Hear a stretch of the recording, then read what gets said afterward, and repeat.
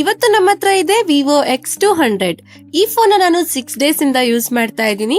ಈ Vivo X series ನ flagship series ಅಂತಾನೆ ಹೇಳ್ಬೋದು. ಈ X ಸೀರೀಸ್ ಕ್ಯಾಮೆರಾಗೋಸ್ಕರನೇ ಜಾಸ್ತಿ ಫೇಮಸ್ ಆಗಿದೆ, ಜೊತೆಗೆ ಬೆಸ್ಟ್ ಪರ್ಫಾರ್ಮೆನ್ಸ್ ಸಿಗುತ್ತೆ. ಇವತ್ತಿನ ವಿಡಿಯೋಲಿ ನಾನು ಈ ಫೋನ್ ನ ಅನ್ಬಾಕ್ಸಿಂಗ್ ಮಾಡಿ ಈ ಫೋನ್ ಬಗ್ಗೆ ಫುಲ್ ಡೀಟೇಲ್ ಆಗಿ ಹೇಳ್ತಾ ಇದ್ದೀನಿ. ಈ ಫೋನ್ ನ ತಗೋಬಹುದಾ ಬೇಡವಾ ಅಂತಾನು ಹೇಳ್ತೀನಿ. ಹಾಗೆ ಈ ಫೋನ್ ಬಂದು ವಿವೋ ಅವರೇನು ಕಳ್ಸಿಕೊಟ್ಟಿಲ್ಲ. ಈ ಫೋನ್ ನಮ್ಗೆ ರವಿಕುಮಾರ್ ಎಂಟರ್ಪ್ರೈಸಸ್ ಅವರು ಕಳ್ಸಿಕೊಟ್ಟಿದ್ದಾರೆ. ಅವ್ರದ್ದು ಬಂದು ಟೋಟಲ್ 3 ಶಾಪ್ಸ್ ಇದಾವೆ. ನಿಮ್ಗೇನಾದ್ರೂ ಹೊಸ ಫೋನ್, ಹೊಸ ಟಿವಿ ಅಥವಾ ಲ್ಯಾಪ್ಟಾಪ್ ಬೇಕು ಅಂತ ಇದ್ರೆ ಈ 3 ಶಾಪ್ಸ್ ಗಳಲ್ಲಿ ನಿಮ್ಗೆ ಯಾವ ಶಾಪ್ ಹತ್ರ ಆಗುತ್ತೋ ನೀವು ಅಲ್ಲಿ ಹೋಗಿ ತಗೊಳ್ಳಿ. ನಿಮ್ಗೆ ಬೆಸ್ಟ್ ಡಿಸ್ಕೌಂಟ್ಸ್ ಜೊತೆಗೆ ಬೇರೆ ಬೇರೆ ಆಫರ್ಸ್ ಗಳನ್ನೂ ಕೂಡ ಕೊಡ್ತಾರೆ. ಹಾಗೆ ನೀವೇನಾದ್ರೂ ಫಸ್ಟ್ ಟೈಮ್ ನಮ್ ಚಾನಲ್ಗೆ ಬಂದಿದ್ರೆ ನಮ್ ಚಾನಲ್ಗೆ ಸಬ್ಸ್ಕ್ರೈಬ್ ಆಗಿ ನನ್ಗೆ ಸಪೋರ್ಟ್ ಮಾಡಿ. ನಾನು ಸಹ ಅನ್ಬಾಕ್ಸಿಂಗ್ ವಿಡಿಯೋಸ್ ಹಾಗೆ ಬೇರೆ ಬೇರೆ ಟೆಕ್ ವಿಡಿಯೋಸ್ ನ ಮಾಡ್ತೀನಿ. ಸಪೋರ್ಟ್ ಮಾಡ್ತೀರಾ ಅಲ್ವಾ? ಹಾಗಿದ್ರೆ ಇವತ್ತಿನ ವಿಡಿಯೋನ ಶುರು ಮಾಡೋಣ. ಹಾಯ್ ಗಾಯ್ಸ್, ನಾನು ನಿಮ್ಮ ಕನ್ನಡದ ಹುಡುಗಿ. ನಿಮ್ಮೆಲ್ಲರಿಗೂ ಟೆಕ್ ನ್ಯೂಸ್ ಪ್ರೋ ಕನ್ನಡ ಚಾನಲ್ಗೆ ಸ್ವಾಗತ. ಮೊದಲನೇದಾಗಿ ನಾವು ಇದರ ಬಾಕ್ಸ್ ಅಲ್ಲಿ ಏನೇನ್ ಸಿಗುತ್ತೆ ಅಂತ ನೋಡೋದಾದ್ರೆ, ಬಾಕ್ಸ್ ನೋಡಿ ಇದೇ ರೀತಿ ಇರುತ್ತೆ. ಇದೇ ತರ ಬ್ಲಾಕ್ ಕಲರ್ ಅಲ್ಲಿ ಒಂದು ಸ್ಕ್ವೇರ್ ಶೇಪ್ ಅಲ್ಲಿ ಇದೆ, ಇದು ರೆಕ್ಟಾಂಗಲ್ ಶೇಪ್ ಅಲ್ಲಿ ಇಲ್ಲ. ಈ ಬಾಕ್ಸ್ ನ ನಾವು ಓಪನ್ ಮಾಡ್ತಾ ಇದ್ದಂಗೆ ನಮ್ಗೆ ಡೈರೆಕ್ಟ್ ಆಗಿ ವಿವೋ X200 ಸ್ಮಾರ್ಟ್ ಫೋನ್ ಸಿಗ್ತಾ ಇದೆ. ಹಾಗೆ ಇದರ ಒಳಗಡೆ 2 ಸಣ್ಣ ಬಾಕ್ಸ್ ಗಳು ಕಾಣಿಸ್ತಾ ಇದೆ.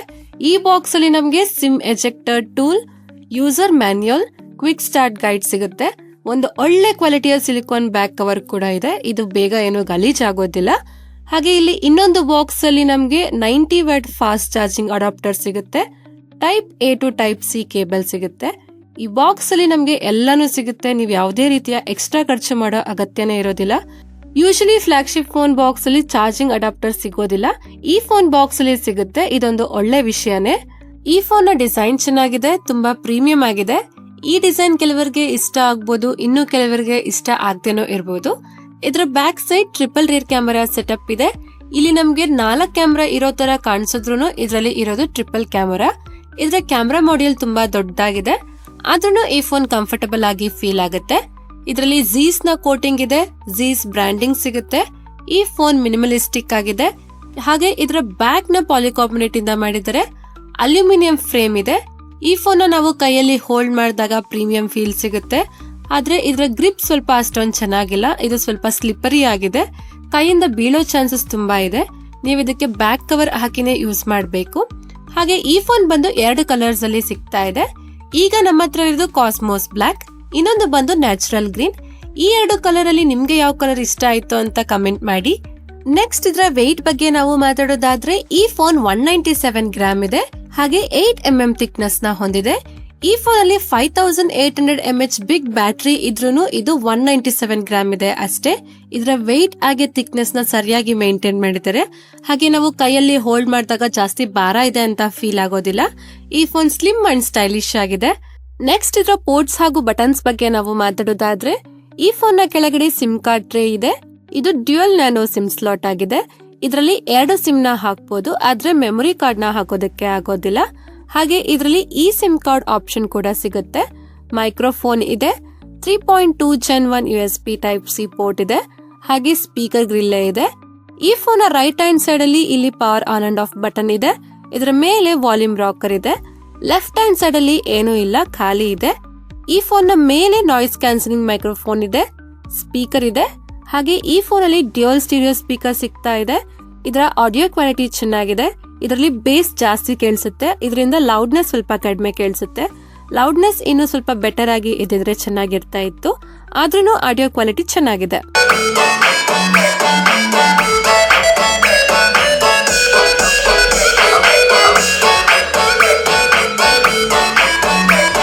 ನೆಕ್ಸ್ಟ್ ಇದರ ಡಿಸ್ಪ್ಲೇ ಬಗ್ಗೆ ನಾವು ಮಾತಾಡೋದಾದ್ರೆ, ಈ ಫೋನ್ ಅಲ್ಲಿ 6.67 inches 1.5K Quad curve display ಸಿಗುತ್ತೆ. ಇದು ಮೈಕ್ರೋ ಕ್ವಾಡ್ ಕರ್ವ್ ಡಿಸ್ಪ್ಲೇ ಆಗಿದೆ. ಇದ್ ನೋಡಿದ್ರೆ ಫ್ಲಾಟ್ ಡಿಸ್ಪ್ಲೇ ಅಂತ ನಮ್ಗೆ ಅನ್ಸುತ್ತೆ, ಆದ್ರೆ ಟಚ್ ಮಾಡಿದ್ರೆ ಕರ್ವ್ ಡಿಸ್ಪ್ಲೇ ಅಂತ ಫೀಲ್ ಆಗುತ್ತೆ. ಇದರಿಂದ ಇದು ಪ್ರೀಮಿಯಂ ಫೀಲ್ ಕೊಡುತ್ತೆ. ಹಾಗೆ ಇದರಲ್ಲಿ 120 Hz ರಿಫ್ರೆಶ್ ರೇಟ್ ಸಿಗುತ್ತೆ. 4500 ನೈಟ್ ಪೀಕ್ ಬ್ರೈಟ್ನೆಸ್ ಇದೆ. ಈ ಡಿಸ್ಪ್ಲೇ ತುಂಬಾ ಬ್ರೈಟ್ ಆಗಿದೆ. ಇಂಡೋರ್ ಹಾಗೆ ಔಟ್ಡೋರ್ ಅಲ್ಲಿ ಆರಾಮಾಗಿ ಯೂಸ್ ಮಾಡಬಹುದು. ಈ ಡಿಸ್ಪ್ಲೇಗೆ ಶಾರ್ಟ್ ಸೆನ್ಸೇಷನ್ ಪ್ರೊಟೆಕ್ಷನ್ ಕೊಟ್ಟಿದ್ದಾರೆ. ಇದರಿಂದ ಇದರ ಡಿಸ್ಪ್ಲೇ ಜಾಸ್ತಿ ಡ್ಯಾಮೇಜ್ ಆಗೋದಿಲ್ಲ. ಹಾಗೆ ಇದರಲ್ಲಿ 1.5K ರೆಸಲ್ಯೂಷನ್ ಇರೋದ್ರಿಂದ ಕಂಟೆಂಟ್ಸ್ ನೋಡುವಾಗ ಡೀಟೇಲ್ಸ್ ಚೆನ್ನಾಗಿ ಬರುತ್ತೆ, ಡೀಪ್ ಬ್ಲಾಕ್ ಚೆನ್ನಾಗಿ ಬರುತ್ತೆ, ಜೊತೆಗೆ ಅಕ್ಯುರೇಟ್ ಕಲರ್ಸ್ ಗಳು ಇದರಲ್ಲಿ ಬರುತ್ತೆ. ಯೂಟ್ಯೂಬ್ ಅಲ್ಲಿ ನಾನು ಸಹ ತುಂಬಾ ಕಂಟೆಂಟ್ಸ್ ನ ನೋಡಿದೆ. 4K HDR ಅಲ್ಲಿ ವಿಡಿಯೋಸ್ ನ ನೋಡಬಹುದು. ಹಾಗೆ ನೆಟ್ಫ್ಲಿಕ್ಸ್ ಅಲ್ಲಿ HDR10 ಸಪೋರ್ಟ್ ಇದೆ. ಇದರಲ್ಲಿ ಪ್ಲೇ ಆಗೋ ವಿಡಿಯೋಸ್ ಗಳ ಡೈನಾಮಿಕ್ ರೇಂಜ್ ಚೆನ್ನಾಗಿದೆ. ಕಲರ್ಸ್ ಹಾಗೆ ಡೀಟೇಲ್ಸ್ ಗಳು ಪ್ರಾಪರ್ ಆಗಿ ಬರುತ್ತೆ. ಕಂಟೆಂಟ್ ವಾಚಿಂಗ್ ಗೋಸ್ಕರ ಈ ಫೋನ್ ಅಲ್ಲಿ ಬೆಸ್ಟ್ ಡಿಸ್ಪ್ಲೇ ಸಿಗುತ್ತೆ. ಇದರಲ್ಲಿ ಪಂಚ್ ಹೋಲ್ ಕ್ಯಾಮೆರಾ ಸಿಗುತ್ತೆ. ಈ ಫೋನ್ ನ ಬೆಸಲ್ಸ್ ಗಳು ಒಂದ್ ರೇಂಜ್ ಗೆ ಕಡಿಮೆ ಇದೆ, ಚಿನ್ ಕೂಡ ಕಡಿಮೆ ಇದೆ. ಓವರ್ ಆಲ್ ಇದರ ಡಿಸ್ಪ್ಲೇ ಪ್ರೀಮಿಯಂ ಆಗಿದೆ, ಚೆನ್ನಾಗಿದೆ. ನೆಕ್ಸ್ಟ್ ಇದರ ಪರ್ಫಾರ್ಮೆನ್ಸ್ ಬಗ್ಗೆ ನಾವು ಮಾತಾಡೋದಾದ್ರೆ ಇದರಲ್ಲಿ ಮೀಡಿಯಾಟೆಕ್ ಕಡೆಯಿಂದ ಡೈಮೆನ್ಸಿಟಿ 9400 ಪ್ರೊಸೆಸರ್ ನ ಕೊಟ್ಟಿದ್ದಾರೆ. ಇದರಲ್ಲಿ LPDDR5X ರ್ಯಾಮ್ ಸಿಗುತ್ತೆ, UFS 4.0 ಸಿಗುತ್ತೆ. ಎಲ್ಲಾನು ಫ್ಲಾಗ್ಶಿಪ್ ಲೆವೆಲ್ ಅಲ್ಲೇ ಸಿಗ್ತಾ ಇದೆ ಇದರಲ್ಲಿ. ಹಾಗೆ ಇದರಲ್ಲಿ 19,29,000 ಪ್ಲಸ್ ಅಂಟು ಸ್ಕೋರ್ ಇದೆ. 61% CPU ಥ್ರಾಟಲ್ ಇದೆ. ಇದರ ಬೆಂಚ್ ಮಾರ್ಕ್ ನ ಚೆಕ್ ಮಾಡುವಾಗ ನಾನು ಟೆಂಪರೇಚರ್ ವೇರಿಯೇಷನ್ ಹಾಗೆ ಬ್ಯಾಟರಿ ಡ್ರೈನ್ ನ ಚೆಕ್ ಮಾಡಿದೆ. 5 to 7% ಬ್ಯಾಟರಿ ಡ್ರೈನ್ ಆಯ್ತು, 8 to 9% ಟೆಂಪರೇಚರ್ ವೇರಿಯೇಷನ್ ಆಯ್ತು. ಇದೇನ್ ಜಾಸ್ತಿ ಇಲ್ಲ, ನಾರ್ಮಲ್ ಆಗಿನೇ ಹೀಟ್ ಆಯ್ತು. ಮ್ಯಾಕ್ಸಿಮಮ್ 33 ಡಿಗ್ರಿ ಸೆಲ್ಸಿಯಸ್ ವರೆಗೂ ಇದು ಹೀಟ್ ಆಯ್ತು. ಆದ್ರೆ ಇದರಿಂದ ಫೋಟೋಸ್ ಹಾಗೆ ವಿಡಿಯೋಸ್ ನ ತೆಗಿಬೇಕಾದ್ರೆ ಈ ಫೋನ್ ಓವರ್ ಹೀಟ್ ಆಯ್ತು. ಆಗ 41 ಡಿಗ್ರಿ ಸೆಲ್ಸಿಯಸ್ ವರೆಗೂ ಹೀಟ್ ಆಯ್ತು. ಈ ಫೋನ್ ಅಲ್ಲಿ ಗೇಮಿಂಗ್ ಟೆಸ್ಟ್ ಕೂಡ ನಾವು ಮಾಡಿದ್ವಿ. ಇದರಲ್ಲಿ 2 ಅವರ್ಸ್ ವರೆಗೂ ಗೇಮ್ಸ್ ನ ಆಡಿದ್ವಿ. BGMI ನಲ್ಲಿ ಸ್ಮೂತ್ ಆಪ್ಷನ್ ಅಲ್ಲಿ ಎಕ್ಸ್ಟ್ರೀಮ್ ಸೆಟ್ಟಿಂಗ್ ಅಲ್ಲಿ ಆಡಬಹುದು. ಅಂದ್ರೆ ಈ ಫೋನ್ ಅಲ್ಲಿ 90 FPS ಗೇಮಿಂಗ್ ಸಪೋರ್ಟ್ ಇಲ್ಲ, ಆದ್ರೆ 60 FPS ಗೇಮಿಂಗ್ ಸಪೋರ್ಟ್ ಇದೆ. ಮುಂದೆ ಬರೋ ಅಪ್ಡೇಟ್ಸ್ ಅಲ್ಲಿ 90 FPS ಹಾಗೆ 120 FPS ಗೇಮಿಂಗ್ ಸಪೋರ್ಟ್ ಬರುತ್ತೆ. ಹಾಗೆ ಈ ಫೋನ್ ಅಲ್ಲಿ ಹೆವಿ ಗೇಮ್ಸ್ ಆಡುವಾಗ ಫ್ರೇಮ್ ಡ್ರಾಪ್ಸ್ ಆಗೋದಿಲ್ಲ, ಲ್ಯಾಗ್ ಆಗೋದಿಲ್ಲ, ಸ್ಮೂತ್ ಆಗಿ ಗೇಮಿಂಗ್ ಎಕ್ಸ್ಪೀರಿಯನ್ಸ್ ಸಿಗುತ್ತೆ. ಈ ಫೋನ್ ಅಲ್ಲಿ ಕೇವಲ 60 FPS ಗೇಮಿಂಗ್ ಸಪೋರ್ಟ್ ಇದ್ರೂ ಇದು ತುಂಬಾ ಸ್ಟೇಬಲ್ ಆಗಿದೆ, ನಿಮ್ಗೆ ಯಾವುದೇ ಇಶ್ಯೂ ಇದರಲ್ಲಿ ಬರೋದಿಲ್ಲ. ಆದ್ರೆ ಈ ಫೋನ್ ಗೇಮಿಂಗ್ ಗೆ ಅಷ್ಟೊಂದು ಚೆನ್ನಾಗಿಲ್ಲ ಅಂತ ಅನಿಸ್ತು. ಕೂಲಿಂಗ್ ಸಿಸ್ಟಮ್ ಕೂಡ ಅಷ್ಟೊಂದು ಚೆನ್ನಾಗಿಲ್ಲ. ಗೇಮ್ಸ್ ಆಡುವಾಗ ಈ ಫೋನ್ ಓವರ್ ಹೀಟ್ ಆಯ್ತು. ಹೆವಿ ಗೇಮಿಂಗ್ ಗೋಸ್ಕರ ಈ ಫೋನ್ ತಗೊಳ್ಳೋದಕ್ಕೆ ಹೋಗ್ಬೇಡಿ. ಹೆವಿ ಗೇಮಿಂಗ್ ಗೋಸ್ಕರ ಬೇರೆ ಫೋನ್ಸ್ ಗಳು ಇದಾವೆ. iQ13 ಇಲ್ಲಾಂದ್ರೆ OnePlus 13 ನ ತಗೊಳ್ಳಿ. ಹಾಗೆ OnePlus 13 ನ ಫುಲ್ ರಿವ್ಯೂ ಸಹ ನಾನು ಮಾಡಿದೀನಿ. ನೀವೇನಾದ್ರೂ ನೋಡಿಲ್ಲ ಅಂತ ಅಂದ್ರೆ ನೀವು ಹೋಗಿ ನೋಡಿ, ಲಿಂಕ್ ನ ನಾನು ಡಿಸ್ಕ್ರಿಪ್ಷನ್ ಅಲ್ಲಿ ಹಾಕಿರ್ತೀನಿ. ನೆಕ್ಸ್ಟ್ ಇದರ ಸಾಫ್ಟ್ವೇರ್ ಬಗ್ಗೆ ನಾವು ಮಾತಾಡೋದಾದ್ರೆ ಈ ಫೋನ್ Android 15 ಅಲ್ಲಿ ಬರುತ್ತೆ. ಫನ್ ಟಚ್ OS 15 ಅಲ್ಲಿ ವರ್ಕ್ ಮಾಡುತ್ತೆ. ಈ ಫೋನ್ಗೆ 4 ಇಯರ್ಸ್ ಮೇಜರ್ OS ಅಪ್ಡೇಟ್ ಹಾಗೆ 6 ಇಯರ್ಸ್ ಸೆಕ್ಯೂರಿಟಿ ಪ್ಯಾಚ್ ಅಪ್ಡೇಟ್ ಸಿಗ್ತಾ ಇದೆ. ಈ ಫೋನ್ ನ 3 to 4 ಇಯರ್ಸ್ ಆರಾಮಾಗಿ ಯೂಸ್ ಮಾಡಬಹುದು. ಹಾಗೆ ಇದರ UI ಅಲ್ಲಿ ಯಾವುದೇ ಆಡ್ಸ್ ಗಳು ಬರೋದಿಲ್ಲ, ಹಾಟ್ ಆಪ್ಸ್ ಹಾಟ್ ಗೇಮ್ಸ್ ಗಳು ಬರೋದಿಲ್ಲ. ಆದ್ರೆ ಇದರಲ್ಲಿ ಸ್ವಲ್ಪ ಫ್ರೀ ಇನ್ಸ್ಟಾಲ್ಡ್ ಆಪ್ ಗಳು ಬರುತ್ತೆ, ನೀವು ಅದನ್ನ ಆರಾಮಾಗಿ ಅನ್ಇನ್ಸ್ಟಾಲ್ ಮಾಡ್ಕೋಬಹುದು. ಇದರಲ್ಲಿ ತುಂಬಾ ಕಸ್ಟಮೈಸೇಷನ್ ಆಪ್ಷನ್ ಕೂಡ ಸಿಗುತ್ತೆ. ಇದರ ಅನಿಮೇಷನ್ ಸ್ಮೂತ್ ಆಗಿದೆ, ಸ್ವಲ್ಪ ಮಟ್ಟಿಗೆ UI ಅಪ್ಗ್ರೇಡ್ ಆಗಿದೆ. ಜೊತೆಗೆ ತುಂಬಾ AI ಫೀಚರ್ಸ್ ಗಳು ಇದರಲ್ಲೇ ಸಿಗುತ್ತೆ.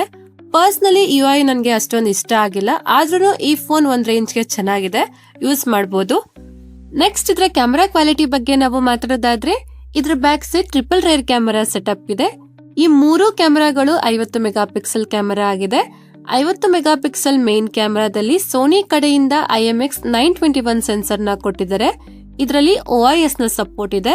ಎರಡನೇದು 50 mega pixel ultra wide camera, ಹಾಗೆ ಮೂರನೇದು 50 ಮೆಗಾ ಪಿಕ್ಸೆಲ್ ಟೆಲಿಫೋಟೋ ಕ್ಯಾಮೆರಾ.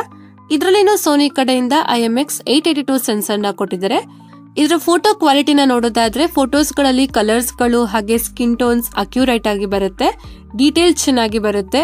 ಝೀಸ್ ಕಡೆಯಿಂದ ತುಂಬಾ ಕ್ಯಾಮೆರಾ ಮೋಡ್ಸ್ ಗಳು ಸಿಗುತ್ತೆ. ಇದರ ಟೆಲಿಫೋಟೋ ಕ್ಯಾಮೆರಾ ಇಂದ 100x ಝೂಮ್ ಮಾಡಿ ಚಂದ್ರ ಫೋಟೋ ಕೂಡ ತೆಗಿಬಹುದು. 100x ಝೂಮ್ ಫೋಟೋಸ್ ಗಳ ಕ್ವಾಲಿಟಿ ಒಂದ್ ರೇಂಜ್ ಗೆ ಚೆನ್ನಾಗಿದೆ, ಪರವಾಗಿಲ್ಲ. ದೂರದಲ್ಲಿ ಇರೋ ಟೆಕ್ಸ್ಟ್ ಗಳು ಕೂಡ ಚೆನ್ನಾಗಿ ಕಾಣಿಸುತ್ತೆ, ಇಲ್ಲಿ ನೀವು ಸಹ ನೋಡಬಹುದು. ಇದರ ಅಲ್ಟ್ರಾ ವೈಡ್ ಫೋಟೋಸ್ ಗಳು ವೈಡ್ ಆಗಿ ಬರುತ್ತೆ, ಇದರ ಕ್ವಾಲಿಟಿನೂ ಚೆನ್ನಾಗಿದೆ. ಹಾಗೆ ಇದರಲ್ಲಿ ಪೋರ್ಟ್ರೇಟ್ ಮೋಡ್ ಅಲ್ಲಿ ಮಲ್ಟಿಪಲ್ ಝೂಮ್ ಆಪ್ಷನ್ ಸಿಗುತ್ತೆ. ಪೋರ್ಟ್ರೇಟ್ ಫೋಟೋಸ್ ಗಳು ಚೆನ್ನಾಗಿ ಬರುತ್ತೆ. ಈ ಫೋನ್ ಅಲ್ಲಿ ಬೆಸ್ಟ್ ಪೋರ್ಟ್ರೇಟ್ ಫೋಟೋಸ್ ಗಳು ಕೂಡ ಬರುತ್ತೆ.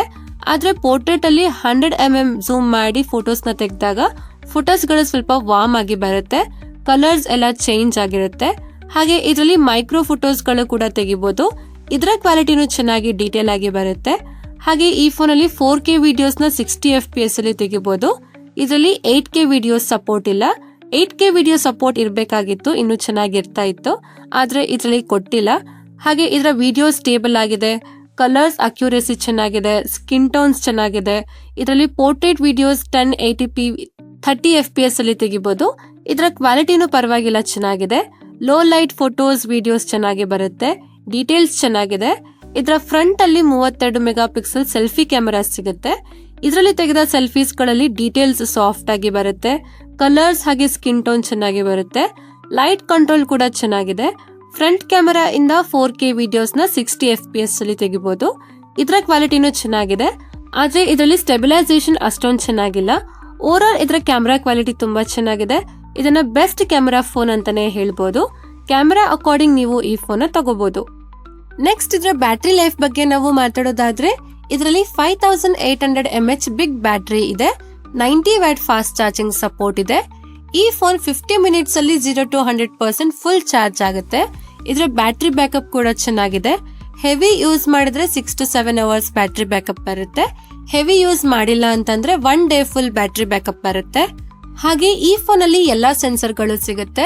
ಇನ್ ಡಿಸ್ಪ್ಲೇ ಫಿಂಗರ್ ಪ್ರಿಂಟ್ ಸ್ಕ್ಯಾನರ್ ಸಿಗುತ್ತೆ. ಇದು ಫಾಸ್ಟ್ ಆಗಿ ವರ್ಕ್ ಆಗುತ್ತೆ. ಹಾಗೆ ಇದರಲ್ಲಿ ಫೇಸ್ ಅನ್ಲಾಕ್ ಕೂಡ ಇದೆ.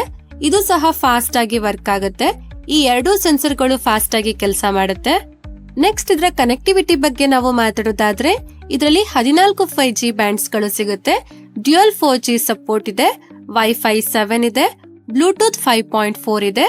NFC ಸಪೋರ್ಟ್ ಇದೆ. ಆಲ್ಮೋಸ್ಟ್ ಬೇಕಾಗಿರೋ ಎಲ್ಲಾ ಕನೆಕ್ಟಿವಿಟಿಗಳು ಇದರಲ್ಲಿ ಸಿಗುತ್ತೆ.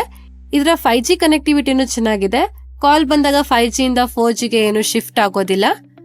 ಕೊನೆಯದಾಗಿ ನಾವು ಇದರ ಪ್ರೈಸಿಂಗ್ ಬಗ್ಗೆ ಮಾತಾಡೋದಾದ್ರೆ ಈ ಫೋನ್ 2 ಡಿಫರೆಂಟ್ ವೇರಿಯಂಟ್ ಅಲ್ಲಿ ಸಿಗುತ್ತೆ.